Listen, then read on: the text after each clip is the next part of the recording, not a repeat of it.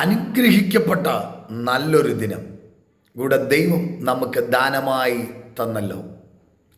യെശയ്യാവിൻ്റെ പുസ്തകം 46-ാം അധ്യായം അതിൻ്റെ 4-ാമത്തെ വാക്യം ബൈബിൾ കയ്യിലുണ്ടെങ്കിൽ ഒന്ന് എടുത്ത് വായിക്കണം കേട്ടോ. ഇന്ന് പ്രഭാതത്തിൽ ഞാൻ ദൈവവചനം വായിച്ചു കൊണ്ടിരിക്കുമ്പോൾ പരിശുദ്ധാത്മാവ് എന്നെ തൊട്ട ഒരു വിഷയമാണ്.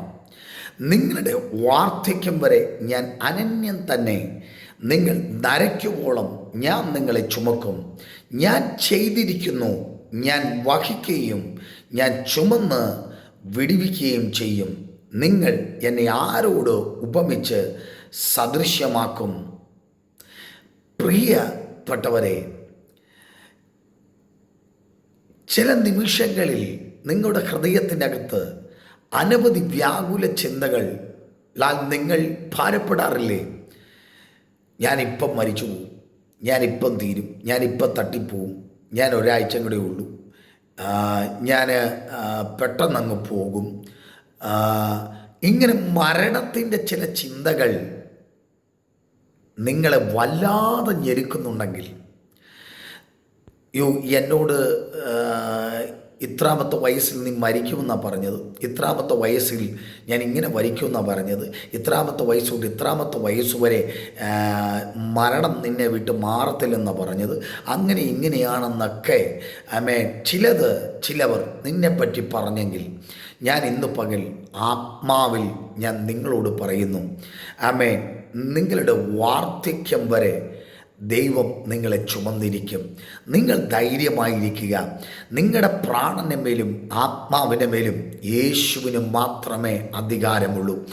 മറിച്ച് നിങ്ങളുടെ മേലുള്ള വാഗ്ദത്തം തീരുന്നിടം വരെ, നിങ്ങളുടെ മേലുള്ള ദൈവിക പദ്ധതികൾ അവസാനിക്കുന്നിടം വരെ നിങ്ങളുടെ പ്രാണനെയോ നിങ്ങളുടെ ആത്മാവിനെയോ ശത്രുവിന് ഒന്നും ചെയ്യുവാൻ കഴിയുകയില്ല.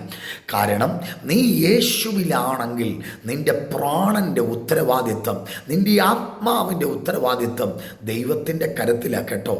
അതുകൊണ്ടാണ് സങ്കീർത്തനക്കാരൻ പറയുന്നത്, നിങ്ങളുടെ വാർദ്ധക്യം വരെ ഞാൻ അനന്യം തന്നെ. അതെ, വാർദ്ധക്യം വരെ എൻ്റെ ദൈവം നിനക്ക് അനന്യനാണ്, എനിക്ക് അനന്യനാണ്. അതുകൊണ്ട് ഭാരപ്പെടേണ്ട കേട്ടോ.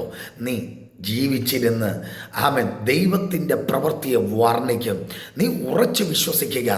തകർന്നു പോകാൻ, ഞാൻ ഇത്രാമത്തെ വയസ്സിൽ തകർന്നു പോകുമെന്ന് പറഞ്ഞ് ഏതെങ്കിലും അന്ധകാര മണ്ഡലം നിങ്ങളെ പിന്തുടരുന്നെങ്കിൽ, എൻ്റെ കുടുംബത്തിൻ്റെ ആയുസിൻ്റെ എണ്ണം നമ്പർ ഇവിടം വരെയുള്ളൂ, എൻ്റെ കുടുംബത്തിലെ ഇന്ന വയസ്സുവരെ ജീവിക്കുകയുള്ളൂ, അതുകൊണ്ട് ഞാനും അപ്രകാരമാണ് എന്ന് പറയുന്നവർ എന്നെ കേൾക്കുന്നുണ്ടെങ്കിൽ, ഇന്ന് പകൽ ഞാൻ ആത്മാവിൽ നിങ്ങളോട് പറയുന്നു, യേശു ക്രിസ്തുവിൻ്റെ നാമത്തിൽ ഞാൻ നിങ്ങളോട് പറയുന്നു, നീ ജീവിച്ചിരുന്ന് യഹോവയുടെ പ്രവൃത്തികളെ വർണ്ണിക്കത്തക്കവണ്ണം ആയിത്തീരുവാൻ നിൻ്റെ ഹൃദയം യേശുവിലേക്ക് ഒന്ന് വിട്ടുകൊടുത്താട്ട്.